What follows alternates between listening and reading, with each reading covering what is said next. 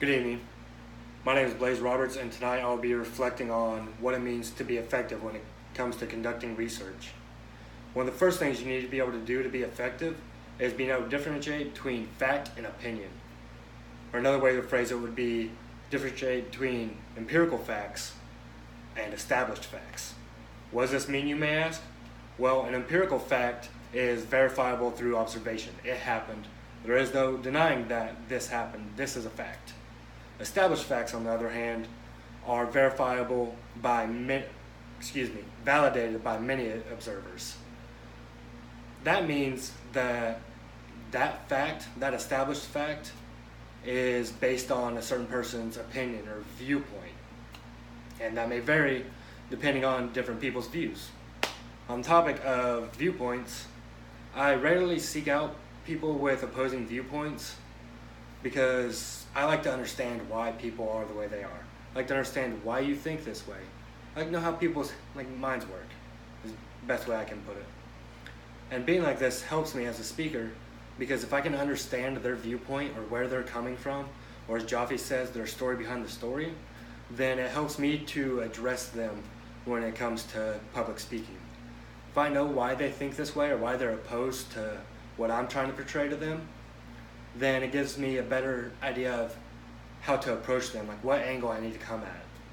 Like it'll help prevent me from offending somebody if they believe this for personal reasons or religious reasons or whatnot. But it also helps me diffuse any disagreements they may have with what I'm saying. Because if I know where they're coming from, then there's a good chance I know what they're going to disagree with, and I know how to address that before they get a chance to disagree. If I rule out any reasoning to not believe the way I believe before they can decide they don't believe me, then I've eradicated the problem.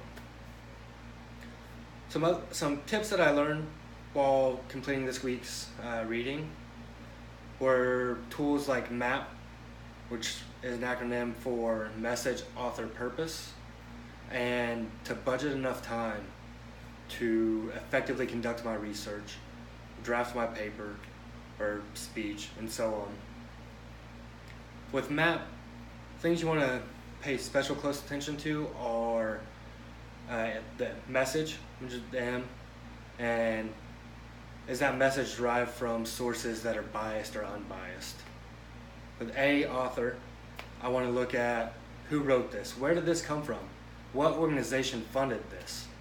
If there's a charity, then they have an agenda, obviously, which is to get money. Not a bad agenda, but there's a reason for them doing it.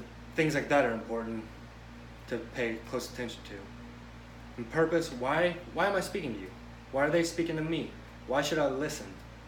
And establishing that is going to help you figure out what type of research you need to look into. And from what angle.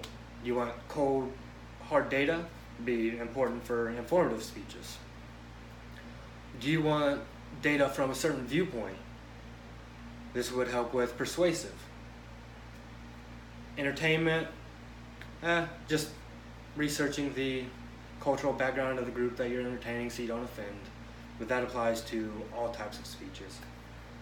And when it comes to the budgeting time aspect, I really struggle with this because I feel as if I need that rush of time, like that crunch time, to be able to be creative and effective and efficient, because it causes me to look at it from multiple angles on the first draft, because I know I only have time for one draft. But that doesn't work when it comes to research. I need to have efficient time to research the information that I'm going to be speaking on. That way I better understand it and can address it properly and do the topic or subject justice.